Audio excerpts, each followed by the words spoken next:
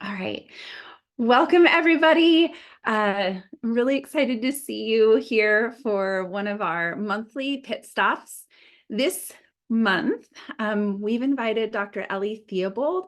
She's an associate professor in the Department of Biology at University of Washington. Um, and actually, she's broadcasting live from Pullman.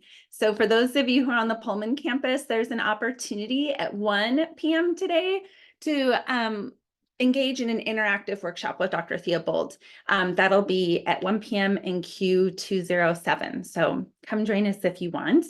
I'm really excited to welcome Elli here. She's an ecologist by training, but the reason I've asked her to come here is because she does biology education research, and she's keenly interested in describing the inequities that exist within undergraduate student populations when we think about teaching and learning. And she applies qualitative and quantitative methods to understand the ways that instructors and systems can disrupt those inequities, and really then uses that information to translate it into practice so that we at other institutions can use that information to think about how disrupting inequities might happen in our own contexts. So Elli, with no further ado, I'm going to let you get started. Awesome. Thanks, Erica. Yeah, thanks for the invitation to be here. Thank you all for being here too on a sunny Friday that I also understand is the day before your spring break. That's super impressive. I appreciate your commitment. I will also apologize up front. I am with cold today, and so I'll try not to cough too much. Luckily, we're distanced. Okay, so next up, I will share my screen. It's over here. I will also tell you that the screen, what you're seeing is actually over here for me. So if I look down like that, that's because I'm trying to make sure I understand what you're seeing also. I will also put up the chat. Multitasking is actually something that's pretty hard for me. And so I'm not positive I'll be able to watch the chat as we're going through, but feel free to unmute, interrupt, if you have questions or anything, or pop it in the chat, and you never know if that will be a moment that I can see it. Also, I've enabled the automatic captions through the just through PowerPoint. They're not going to be perfect, but for anybody who would like to read along, you can. And I promise that even if the captions show words, that are inappropriate for professional settings, that's actually not what I'm saying. It's just kind of a mistranslation. Okay, so yeah, with that, I'm super excited to be here today. Mostly what I'm going to talk about is some of the ongoing work that I've been doing lately, but really thinking about, like Erica said, really thinking about equity. I am a biologist, and so I think about STEM classrooms in particular, but there's really no reason that the data I'm going to show you today don't translate across disciplines and across contexts. And I'm going to be focusing on active learning really as a tool or as one mechanism that instructors can employ for increasing equity. And it's really, as we'll talk about a little bit more, is group work, or is active learning really centers on group work. So if we're thinking about tools for equity, we can think about incorporating even more group work into our classroom. So oops, let me make sure I can, there we go. Okay, so educational inequities are, I'm sure many of you are super familiar with educational inequities, what that means. Just so that we're all on the same page, this is kind of a classical educational inequity. These data happen to be coming from the state of California, but it's actually basically identical across states and even countries in the world. What we're looking at is three different grade levels, 3rd grade, 8th grade, and 11th grade, in 2 different subject areas, English language arts and math. And the data are showing you the percentage of students who met or exceeded the standards within that grade level and within that discipline. But the data are disaggregated by family income. So in dark blue, we have students from low income families, and in light blue, we have students from high income families. And you can see across grade level and across content area students from low-income families are less likely to meet or exceed standards compared to their high-income peers.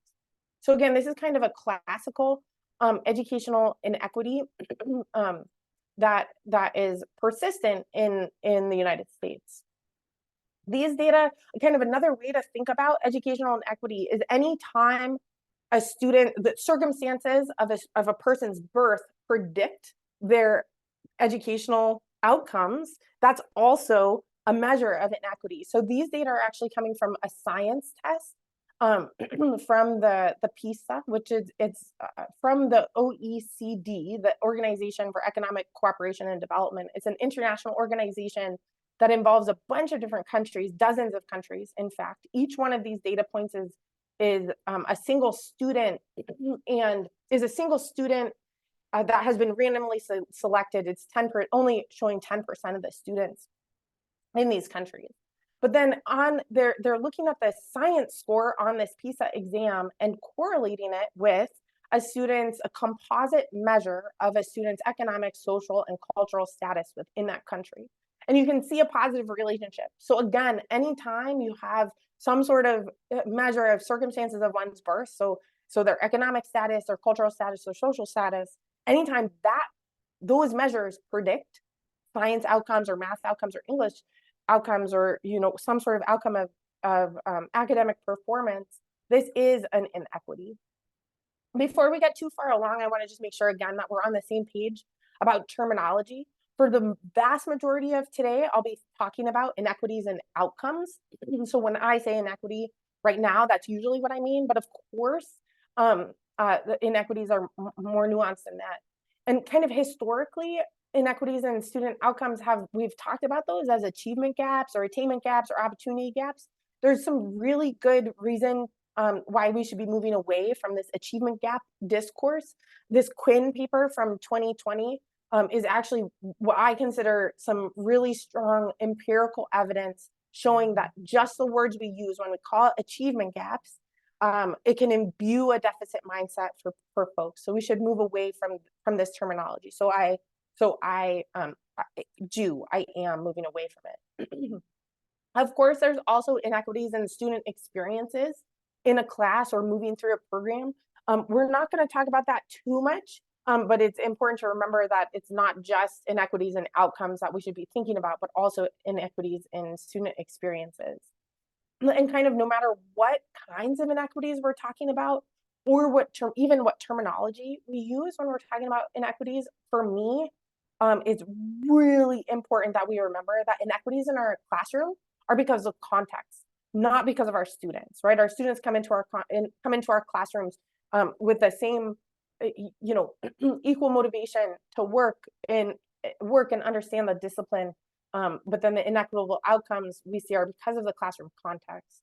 So said another way, we need to be fixing our institutions, not our students. And so that's really what I try to think about, is how I can fix the institutions, both in my classroom and beyond. And there's at least 4 gigantic reasons that we need to be thinking hard and working to disrupt educational inequities. The first is, in this country anyway, completing a 4-year degree is the biggest driver of income inequality. So these data are coming from the Pell Institute, a relatively recent report looking at indicators of equity and indicators of education. And we can see the data go back in time to 1970. I downloaded the data in 2022, actually, stopped collecting the data in 2021. And we're looking at the percent of 25-year-olds who graduate from college, graduate with a 4-year degree. And the data are disaggregated again by family income quartile, with students from the highest family income quartile being on that top line, the red line, and the students from the lowest family income quartile on the lowest line here. And so who is graduating from college is predictive based on their family income. And so you could even say this a different way, that so completing a 4-year degree is the biggest driver of income inequality, but you could also look at these data and say, and know that higher education is actually making the problem worse. We're not ameliorating the problem because of who is graduating from from our institutions. The second big thing is that the STEM workforce really cannot meet the demand of the industry right now if we're systematically excluding some people from these majors. So President Obama a number of years ago called for 1 million more STEM graduates. By now, actually, in the next decade, we did not meet that demand. And we will continue to not meet this demand if we don't allow people who want to major in STEM to major in STEM. Okay, I'm just gonna pause for a second, mute and cough. Okay, the third big reason, of course, is our world is facing increasingly complex problems. This is not new to any of us who have just come through the COVID-19 pandemic. Any other epidemic or pandemic that we're seeing, climate change, right? We're increasingly complex problems. And again, if we're systematically excluding some voices from participating in the solutions, we're not coming up with the best solutions possible. And then the fourth reason that for me, honestly, is the most compelling reason is actually we have a moral obligation to the students in our classroom, to all of the students in our classroom, to make sure we're not systematically excluding some students, or specifically students from minoritized groups, from these STEM majors. So it's easy to look at these educational inequities and think, oh, this is a K-12 problem. Wow, our education system is super messed up. But here in higher education, super good school like Wazoo, second best in the state, at least. I'm teasing. I'm totally teasing. But it's easy to look at these data and think, oh, this is a them problem, not a me problem, right? I'm here, students come, they choose to be here, whatever. So these inequities can't be happening here. And that's actually just objectively false. That's not true. The evidence does not support that statement at all. So we set out to understand the inequities in chemistry, actually, just kind of a case study at the University of Washington. And we found this. So we looked at 15 years of data of students who took the Gen Chem and the OChem sequence.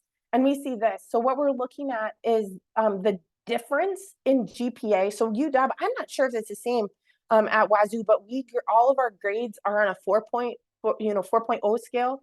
And so a student gets a GPA from a single class. And so that's what we're looking at here. We're looking at a GPA difference of students in Gen Chem, the first quarter of the 3-quarter Gen Chem series. We're on the quarter system at UW, but similar translates easily. And we're looking at the difference in GPA between peer students. So this is a term from David Asai. Peer stands for persons who are excluded due to ethnicity or race. So these include our Black, Latino, Native American, Pacific Islander, Native Hawaiian, Native Alaskan students, Latino students. I can't remember if I said that. Compared to their white and Asian peers. And we see that when we're just looking at the grade difference in this first quarter of Gen Chem, the raw difference in GPA is about a half a standard deviation.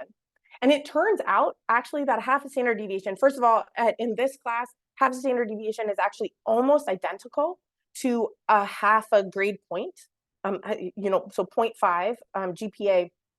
But also half a standard deviation is actually exactly the difference in performance on the 8th grade math test between white students and Black students. So not only are inequities a problem here in higher education, but they're almost identical to the problem in 8th grade as well. And so what we're looking at actually is the raw GPA difference on the left, and on the right is the GPA difference, even if you're controlling for high school GPA and SAT score. And for me, it's really important to look at both of these kinds of data, both the raw data and the data controlling for prior academic, some sort of prior academic performance, right? Because we know that a student's educational history is really different. But we see that the inequities persist, even if we're looking at scores controlling for prior academic performance. The other thing is, even though controlling for these other things, it's important to think about that.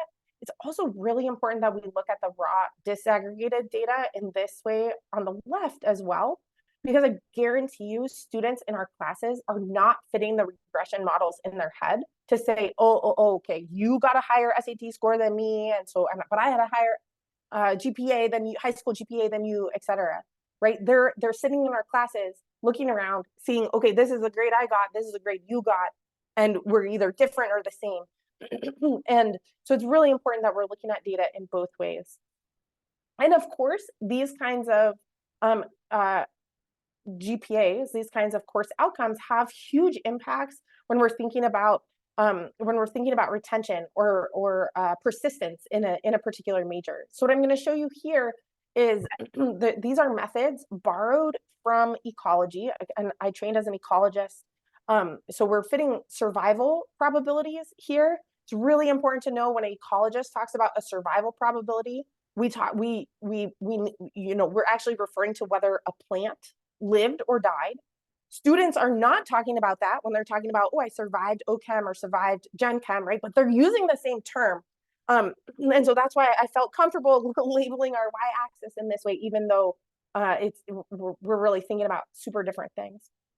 And so what we're looking at is the two 3/4 sequences. We have Gen Chem 1, 2, and 3, and then OChem 1, 2, and 3. And on the left, we're looking at the raw.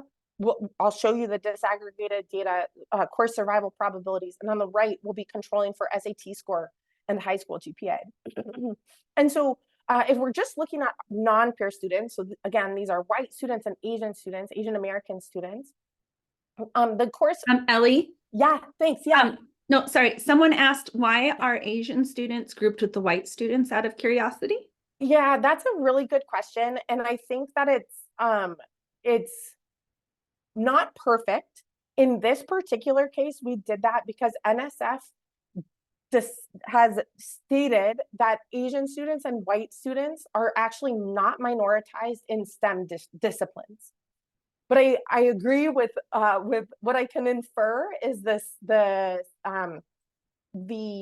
spirit of that question is it would actually be better to disaggregate by, like, anytime we aggregate by student identities, we're devaluing the individual experience of that student in that particular class. So I totally agree. If we had more power, we would disaggregate farther. Yeah, that's a good question. Thank you. I feel like I saw another question. There was one more question from Georgina. Sure. Yeah, good. Do you think that the biggest problem with not having enough STEM graduates is that we are not allowing equity in our classrooms, or because low income prevents individuals from going to college? Oh, yeah, that's a really good question too. Yeah, I mean, that takes a different kind of analysis actually than any of the analyses I'm going to show you today, right? Because we're comparing like getting into college and like who goes to college, but then also what happens in the classroom. I think both are super important and a huge problem. I teach in college, and so I'm pretty obsessed with thinking about what I can do. And so I know I can impact the students in my class. And so I'm motivated to understand what exactly I can do there. So I think both are a huge problem.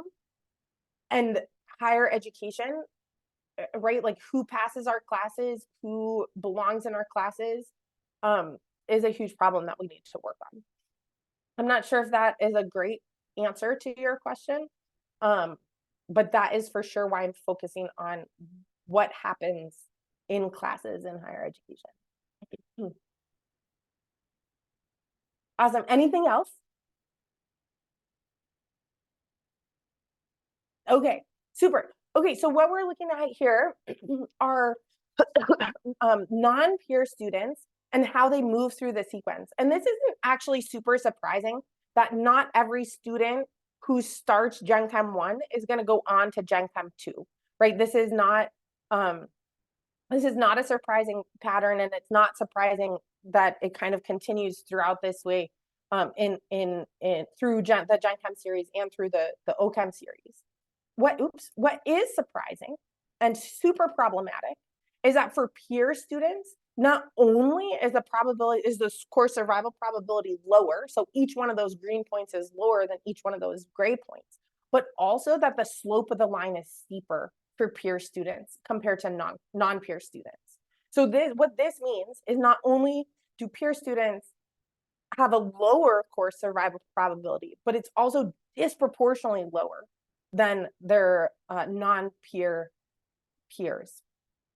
And this pattern persists if we're looking at the raw disaggregated data on the left, or when we're looking at the disaggregated data controlling for SAT score and high school GPA. So I think this maybe actually speaks really nicely to the question in the chat, is that actually we do have a huge problem in higher education. There are other problems also, but we're absolutely contributing to the problem here.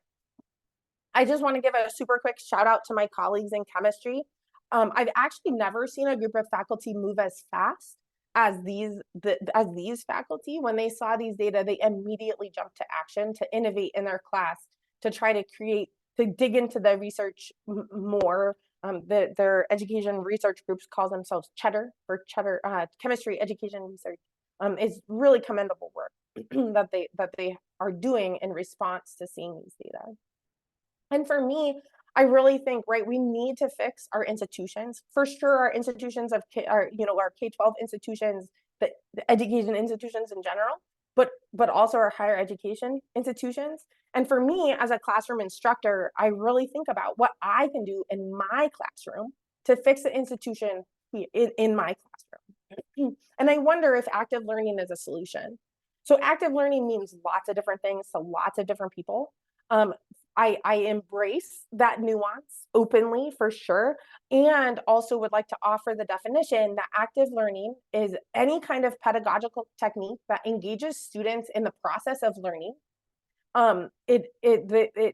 Active learning is usually activities or discussions, as opposed to just listening to an expert.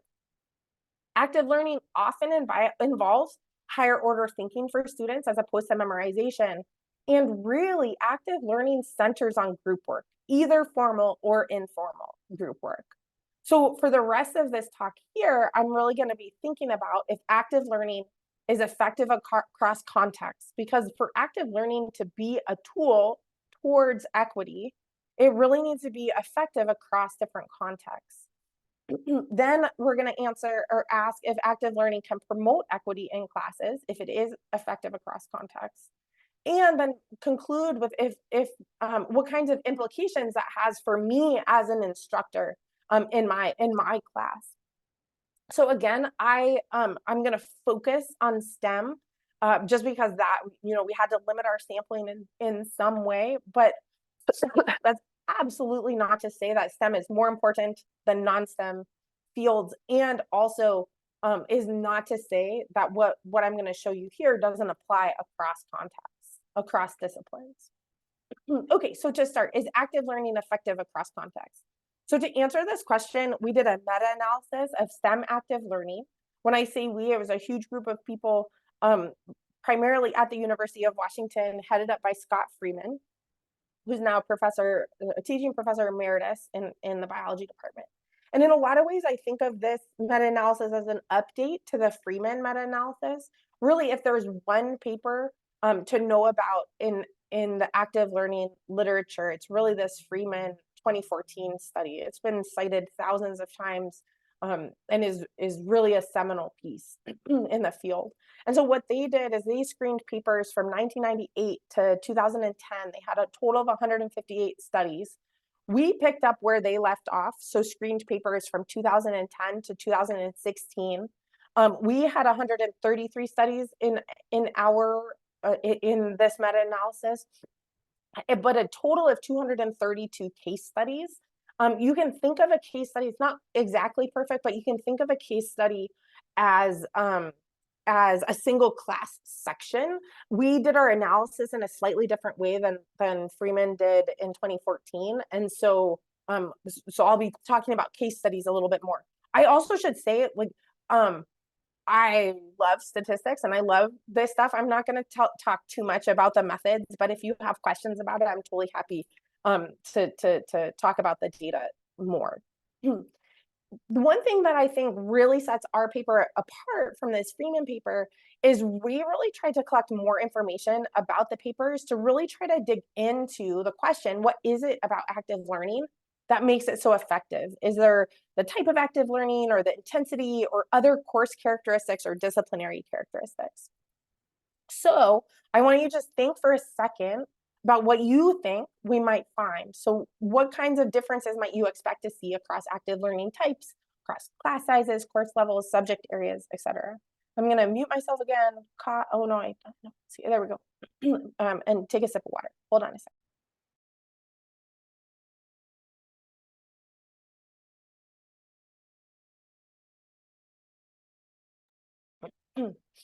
Okay, so I'm going to show you data from this study. We're just looking at exam scores, and to be admitted into the meta-analysis, a study had to compare active learning with traditional lecturing. The exams had to be identical, the instructor had to be identical, the course had to be identical. The students, they needed to demonstrate in some way that the students were quantitatively identical as well, even though the individuals were different. And I'm going to show you a figure that looks like this. On the x-axis, we're going to look at the effect size. This is measured in Hedges G. The units are standard deviations. And you can think about this as the effect of active learning, just the way we have set up the calculation. If the point crosses the 0 line, that means that the student exam scores in active learning are the same as the student exam scores in traditional lecturing. I'll also indicate this with a circle that's unfilled compared to a circle that's filled. If the point is on the left-hand side of this 0 line, that means that student exam scores were higher in the traditional lecturing class compared to the active learning class. And if the if the effect size is greater than 0, this means that the exam scores in active learning classes were higher than the exam scores in control classes. Next to each of the points that I'm telling you about, I'll indicate a number, which is the number of the case studies that inform that single data point, right? Because in a meta-analysis, not all of the studies do all of the things. Okay, so overall, we find that the grand mean effect size of active learning is about half a standard deviation. This is actually almost identical to what Freeman found in his original study. And then we'll build this out and add different categories with different levels. We'll start with active learning type, and then we'll add class size. So with the active learning type, again, within each of these studies, we characterize and bind studies into different types of active learning. And same with class size, there's lots of different ways to classify a class as a large class, or medium class or small class, but just in the same way that Freeman did, we called classes that were larger than 111 were large classes, and classes that were less than 50 were small classes. And what we found is this.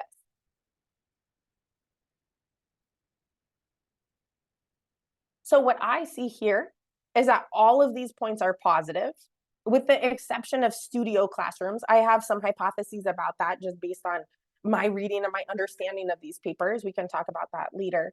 But I look at this and I see that active learning is effective across different active learning types. There's variation for sure, but all of it is effective, and active learning is effective in all class sizes. Similarly, if we look at course level and subject area, we see that active learning is effective in intro courses, upper division courses, and across different subject areas. There's variation here. Physics and astronomy, they're actually the oldest DBER field, discipline-based education research field. And so perhaps active learning appears more effective in those contexts because they know what to do a little bit more than some of the other contexts because they've been at it for longer. The last one that we're going to look at is active learning intensity. So we have 3 different active learning intensities in this in this study: high, medium, and low intensity. We also had a bunch of studies that we couldn't tell because, again, no study was like, oh, our active learning intensity is high intensity. And so instead, what we did is we tried to understand how much active learning was happening in the class. And this was specifically the amount of time that students were spending talking to each other. And so high intensity active learning classes are classes where students are working together for 2/3 of the class time or more. And this could, and excuse me, and low intensity active learning classes are classes where students are working together in their class for 1/3 of the class time or less. And then medium is in between those two.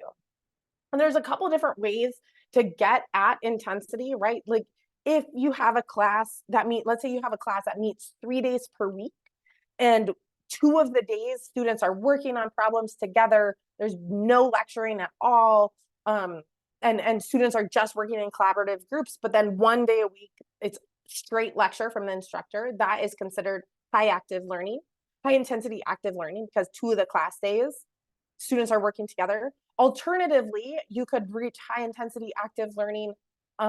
Let's say you had a class that meets for 50 minutes, and for more than 2/3 of that class time, every single day, students are working together. So there's some amount of direct instruction and then some amount of working together. So there's like 2 ways to get at in intensity. And what we see is this, that there's actually no difference in exam scores between low intensity active learning classes and traditional lecturing, whereas high intensity and medium intensity classes, both exam scores are higher in both of those contexts. So overall, we see that there's lots of different types of active learning that are effective. Active learning is effective in any course level that we looked at, class size, and in any subject or discipline. And that low intensity active learning is really not much better than lecturing. We'll circle back to that particular finding in just a second when we're thinking about equity in classes as well. So to answer our first question, is active learning effective across contexts? I would say yes, across the type, class size, course level, subject area, as long as it's high intensity, high or medium intensity. And so then the next question really becomes, can active learning promote equity? Can it be a tool to achieve more equitable outcomes? So to answer this question, we did what's called an individual participant data meta-analysis. So this is still a meta-analysis. It's still a systematic review of the literature to find classes that compare passive learning classes and active learning classes. But instead of meta-analyzing those effects, we actually contacted authors and asked them for their raw disaggregated data so that we could make these estimates on the student level instead of on the course level. Now, this is actually considered the gold standard in meta-analyses, because there's a lot of assumptions that you have to make about students nested within classrooms if you're meta-analyzing the results. And in this particular case, we don't have to make any of those assumptions. We can just model those in non-independences empirically. And so we contacted every single author from our meta-analysis and from the Freeman meta-analysis for the 291 studies that were all included. And we asked them, these instructors, or these authors, for their raw disaggregated data. And we wanted the data disaggregated by student race, ethnicity, or family income. And we wanted data showing student exam score and the probability of passing the class. And we got a fair number of responses.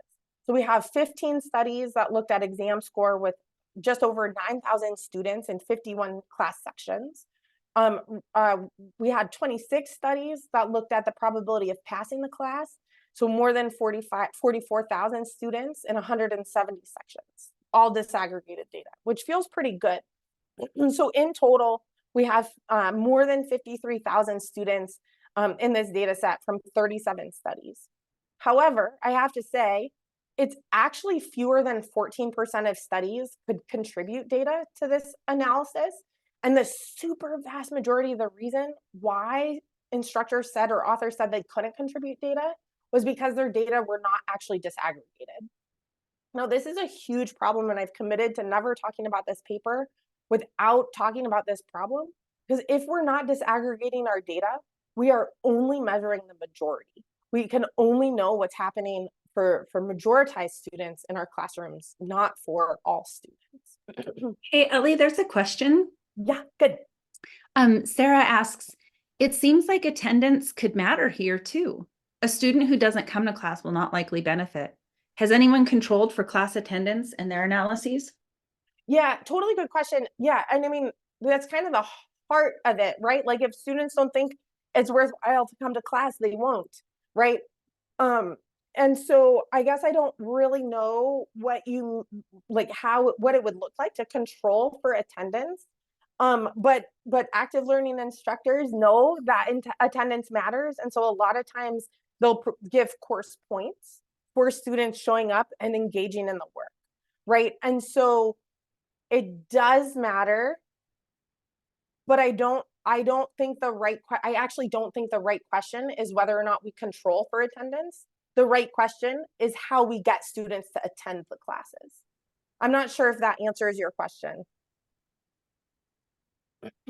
We have one more question as well, if you're okay with Yeah, it. good, absolutely. Marion asks, hi, I'm curious if the high intensity classes still cover the same net amount of material as the lower intensity classes. Yeah, totally good question. Yeah, so yes. Yes is the short answer. So I guess we didn't actually explicitly measure, like look at the course syllabi to know that the same topics were on each, although the course, it had to be the same course and basically the same material. I think that this question is really getting to a deeper question about making choices in our classrooms. And it's totally true. High intensity active learning takes a lot of time. And so you might not be able to cover every topic as well. But these data are really convincing to me that you might not cover as much, but students are learning more. So if an instructor's goal is coverage, then perhaps active learning, high intensity active learning is not the goal. But if an instructor's goal is learning, then high intensity active learning is really a great technique. I'm not sure. I hope that answers your question. Okay, super. So I'm glad intensity comes up because I'll show you more data about intensity in just a second too. So from these studies, we did, again, what is actually pretty problematic, but for statistical reasons was necessary. We combined students from racially minoritized, ethnically minoritized, and low-income families into one group that we named students from minoritized groups in STEM. So again, this is super problematic because a high income Black student in my class is gonna have a different experience than a low income white student in my class. But for statistical reasons, and for statistical reasons, it made sense to combine these students. And it also made sense to combine these students just from the standpoint that in STEM, we often teach to the majority, and that majority is often the white, rich males in our class. And so then we fit hierarchical Bayesian regression models to these data to understand the patterns. So again, our big question was if active learning can promote equity. So the figures I'm going to show you are going to look like this. So we have exam scores on the left, probability of passing the class on the right. I'm showing you the difference. So I'm showing you the inequity in these different cases. We have treatment along the x-axis, passive learning classes and active learning classes. And again, the difference is the difference between majoritized students and minoritized students in these classes. And so if we look at the difference in exam scores and passive learning classes, we see again about a half a standard deviation in exam scores is the inequity in passive learning classes. And if we look at active learning classes, those inequities are reduced. So specifically, there's a 33% reduction in the inequity in exam score and a 44% reduction in inequity in the probability of passing the class in active learning classes. But of course, there's a ton of variation still within these studies. So what we're looking at here are two histograms. On the left, exam scores; on the right, the probability of passing the class. And we're looking at the change in the equity or the change in the inequity when we move from passive learning to active learning classes. So on the right-hand side of this vertical line, these are classrooms that promoted equity in their classes. On the left, these are actually classes that impeded equity in their class. So equity actually got worse. There were larger inequities in these active learning classes on the left. And so we wanted to understand if what might explain some of this variation. And intensity explained some of it. So in this study, we only had low intensity classes and high intensity classes. There was one class, one study that was a medium intensity active learning, but we removed that from the data set just because making inference on generalizable inference on one class is not wise. And so what we see is when, again, looking on the left, exam scores, we see that high intensity active learning classes have the smallest inequities compared to low intensity and passive learning classes. And there's an even larger reduction in the inequity in high intensity active learning classes with the probability of passing the class. So I'm going to pause just for a second again, and I want you to think about what is it about the high intensity active learning that appears to be disproportionately beneficial to students from minoritized groups.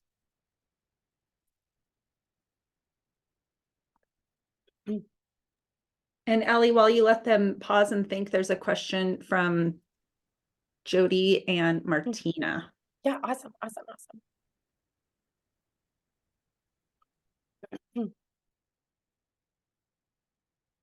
Yeah, awesome.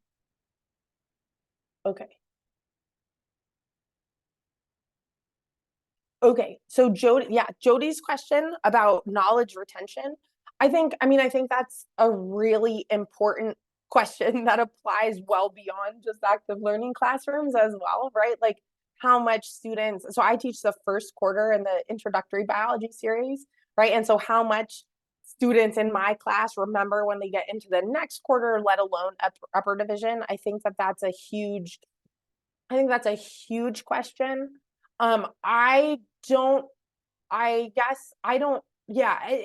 huge question. It's a really important question. I would suspect that that the patterns are going to be actually pretty similar because in active learning classes, students know the material better. They have more intentional practice at learning the material, but I think it's totally worth a question worth exploring in depth. And Martina, I don't totally understand your question if they took the same exam.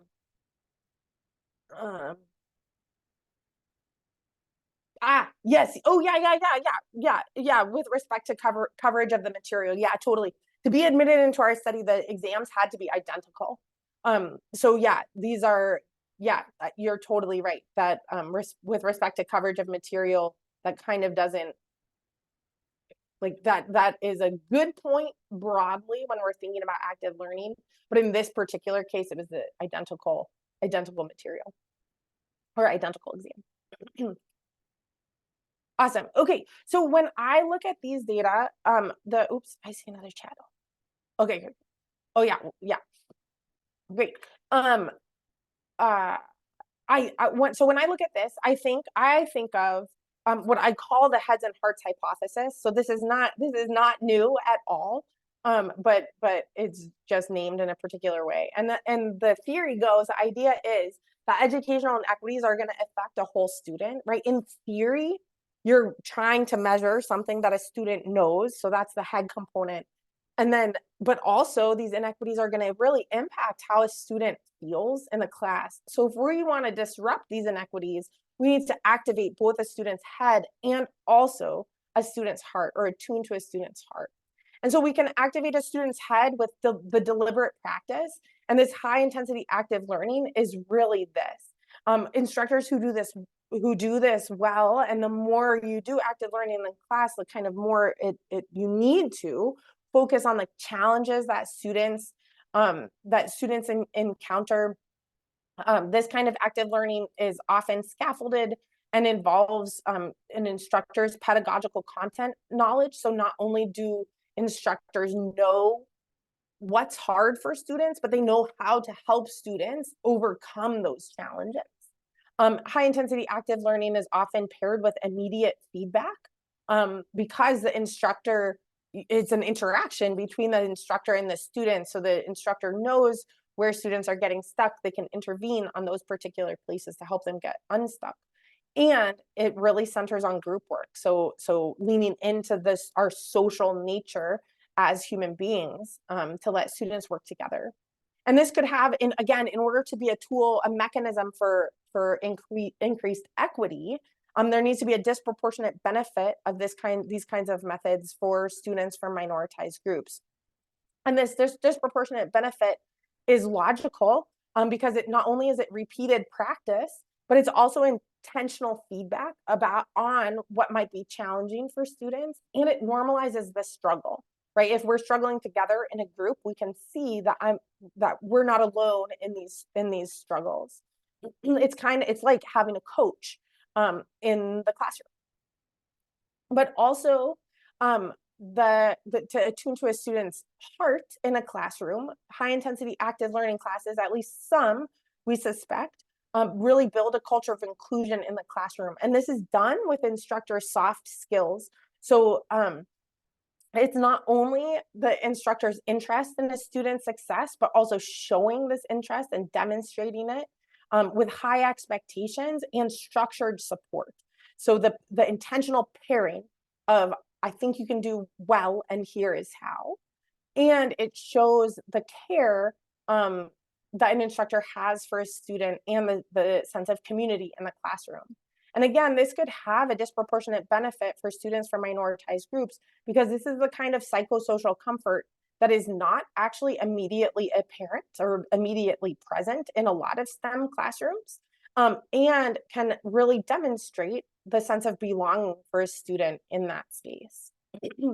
But this heads and hearts hypothesis is actually one of the hearts of a project that I'm working on with Scott Freeman and Sarah Eddy. Sarah's at the University of Minnesota. We're really trying to quantitatively test this heads and hearts hypothesis. And so with a huge team of people, we're scaling up our data collection.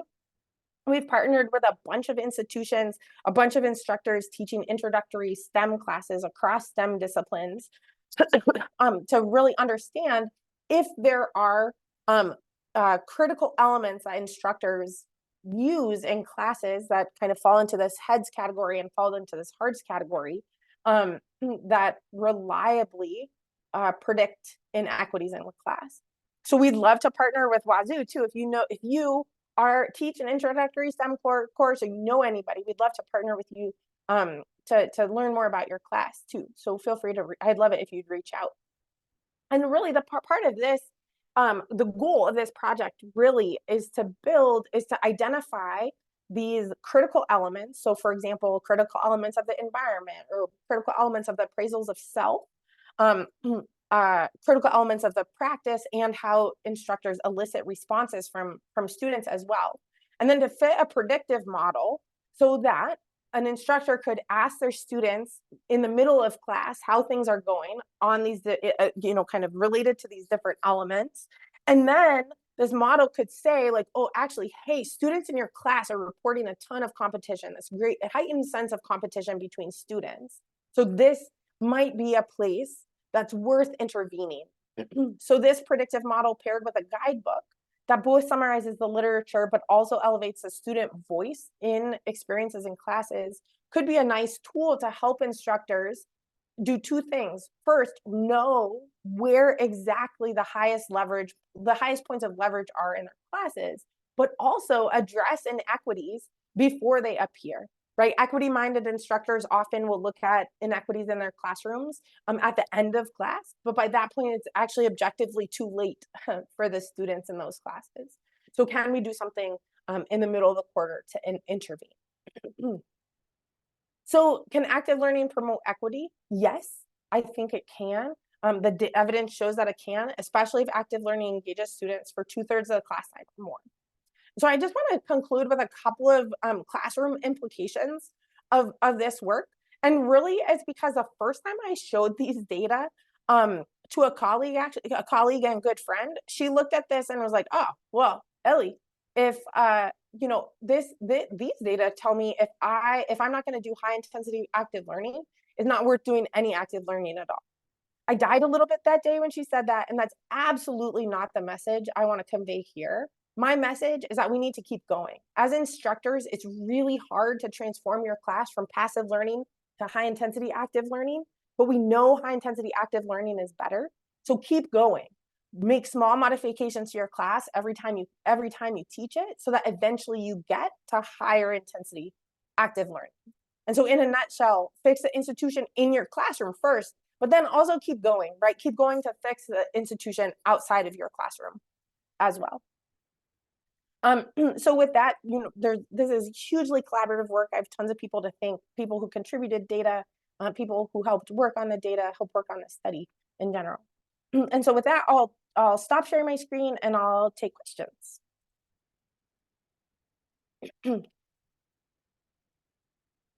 We grilled you throughout your talk, so I don't know. Yeah. I love it. I see one more question about exam format.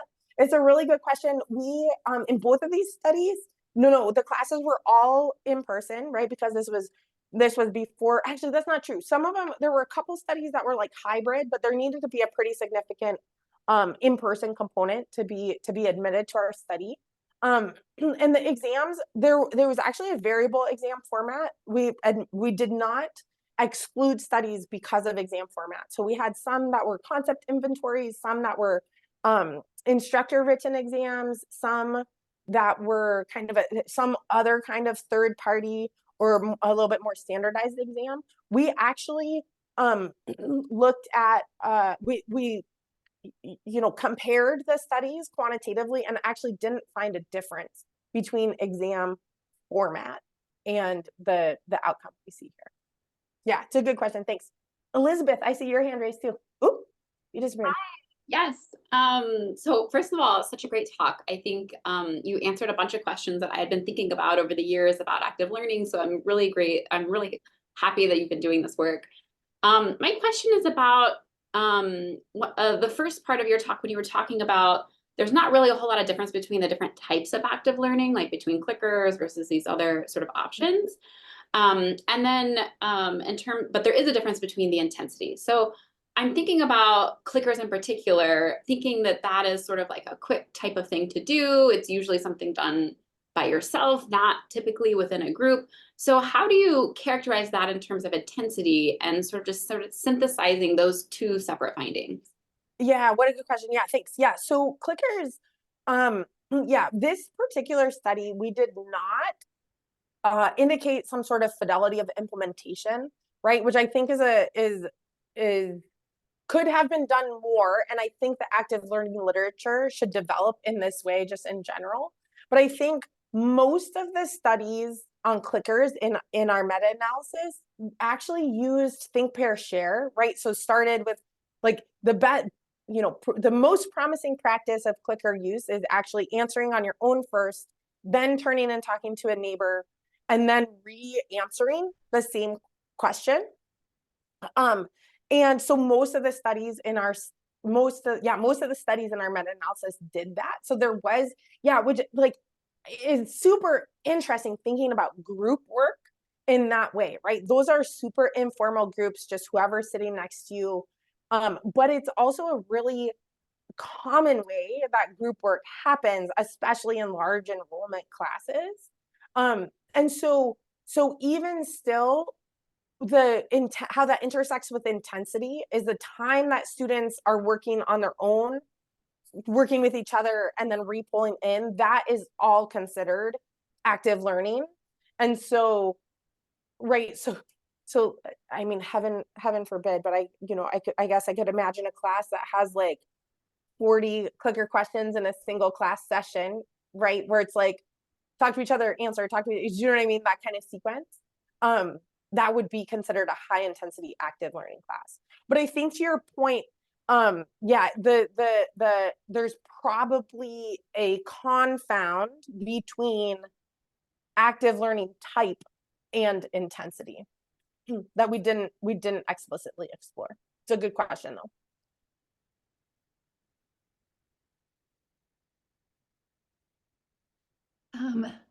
There's a couple questions in the chat, Ellie. Yeah, good. Okay.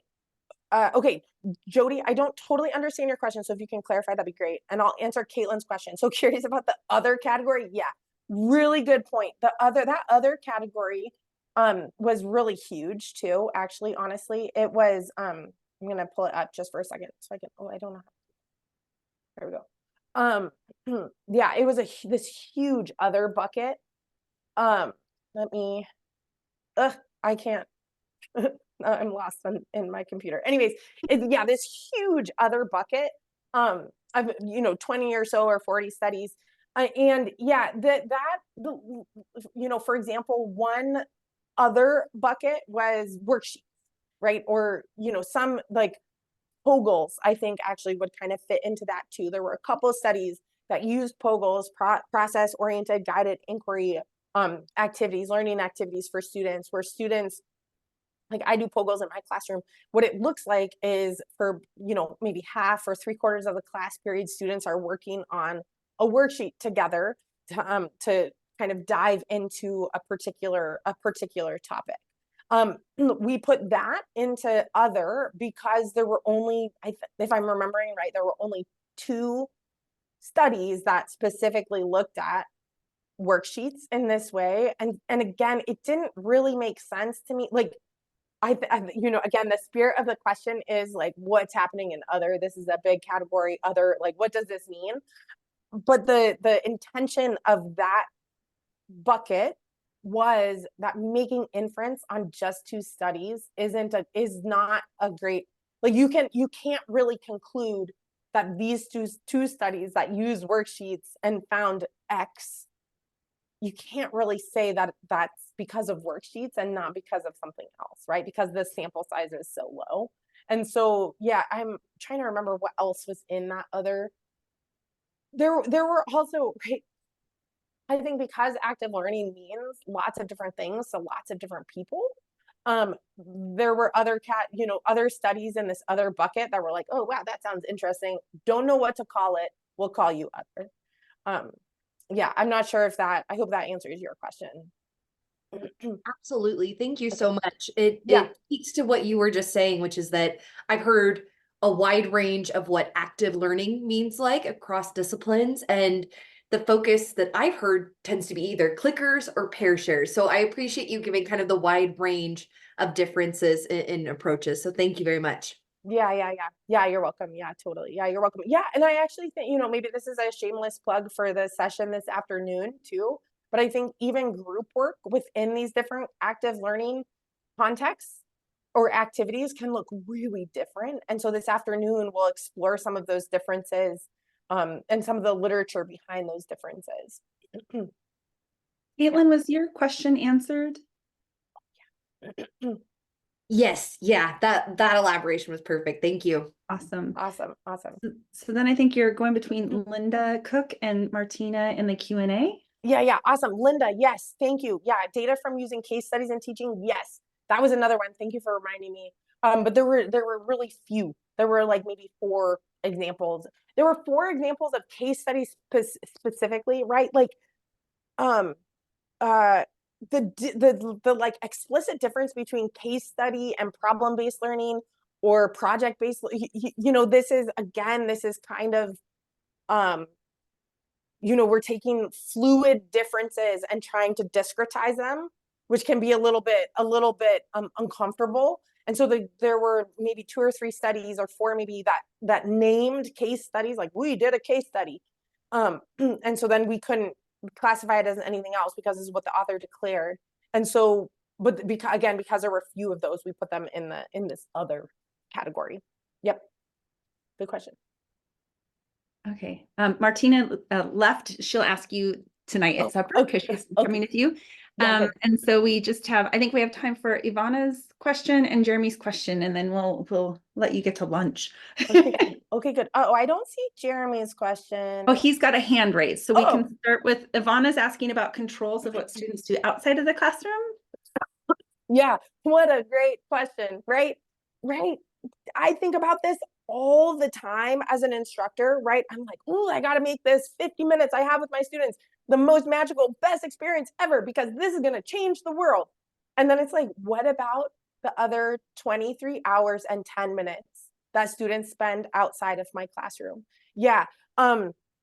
Yeah, who knows what happens? No, I'm kidding. There's lots of really great studies that look at that, right? Like everything from, these live and learn communities to freshman interest group experiences, things like this, tons of great research there. We did not touch any of that in this meta-analysis or in either of these two or some follow-up studies that we're doing. Maybe partly it's because as an instructor, I'm still pretty obsessed with thinking about what I have control over, as far as my students' experience. But I think, oh yeah. So maybe that answers part of that question. We did, with the exception, right, of flipped classrooms, we did have flipped classrooms in our study. And that is, right, really this idea that students are doing something to prepare for class. And those, but again, right, this is like a relatively small amount of preparation relative to all of the rest of the 24 hours in the day. Yeah, good question. Thanks. Jeremy, I see your hand too. I now see your hand. Thank you. Sorry, I was not gonna go. No worries. So, so I'm curious, and this may not even be from the data that you have, but I'm curious. So I teach software engineering, and if you don't know, software engineers are notoriously introverts. All right. And so my question is, because I try to do active learning in my class, and I frequently, I'll have students break up into groups or even ask them to pair off or whatever. And it just goes over like a bag of rocks. And so my question is, when you see these improvements using active learning, do you have any idea if instructors are requiring active learning or just offering the chance to do group work and not, trying to force students to do it if they aren't comfortable? Yeah, really, really good question. And truly, there's probably a combination of both that's happening, certainly in these studies and in other studies that I know of. Actually, there was just a meta-analysis published in Bioscience. I think it came out maybe last month or something like this that looked specifically at group work and actually had one category about if the group work was graded or not. And right, we can't really actually force anybody to do anything, but as instructors, we can deeply incentivize engagement, right, with points, and so graded points. And so I think there was definitely some of that in our data and some work happening in that. I know in my class, when I do informal groups, especially these short think, pair, share kinds of groups, right? When I teach my class, we sit in a room that has 720 seats, right? I teach, again, this large enrollment. When I teach it in the spring quarter, starting in just a couple of weeks, there'll be 550 students in the class. And there's always students who don't engage, right? Of course, in those, because I know engagement is so important though, and the social learning that happens between people, I ask my teaching assistants to move around, the grad TAs to move around the room and help students engage with the material, engage with each other, that kind of thing. I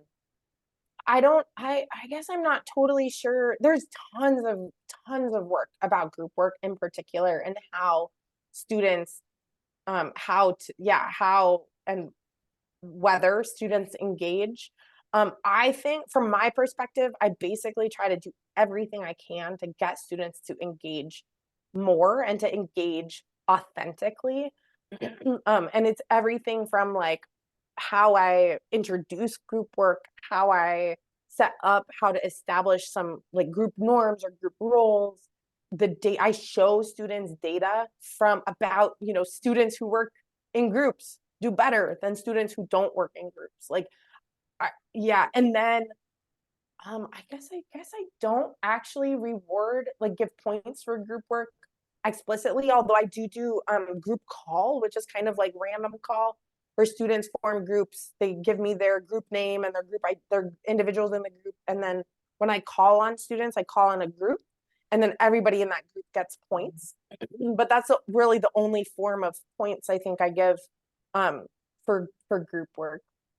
I don't know if that answered your question exactly, Jeremy. Oh, yeah, it helps a lot. I mean, like I say, I struggle with engagement when we try to do group work. And it sounds like if in doubt, try to make it happen. Of course, not coerce, but do everything you can to try to make it happen, even if someone's reluctant. Totally. Thank you.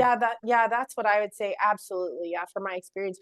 I mean, I think also like mixing it up is really important, right? Like I do a ton of think, pair, shares in my class. I should probably mix it up more than that, right? And have a little bit more formal group work also. There's some cool evidence that we'll dig into this afternoon too about group size and group permanence, like whether we should have these large groups or smaller groups or switch up groups throughout the quarter or semester. Yeah. Yeah, I think whatever you can to make it happen. Great. Thank you. Yeah, absolutely. Okay, let me see. Just many thanks in the chat. Elli is what you're getting, and hearts and applause. And I just want to say thank you for joining us. This was a fabulous talk. Your research is so thoughtful, and we're really glad you could be with us today. Thank you. Yeah, thanks for the invitation, and thanks you all for being here, and thank you for the kind words. I really appreciate it. Yeah, thanks. All right, if you're in Pullman campus, come see us at 1. I'm going to get this lady fed. Yay. Bye, team. Awesome. Thank you. Bye.